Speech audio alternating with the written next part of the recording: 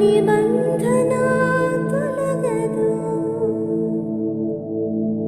దిగులు పడకు, భయపడకు, నిన్ను విమోచించెదా. నీదు భారమంత మోసి నాదు శాంతి నొసగెదా అని చెప్పి వాగ్దానం చేసిన యేసయ్యా తల్లిలా లాలించును.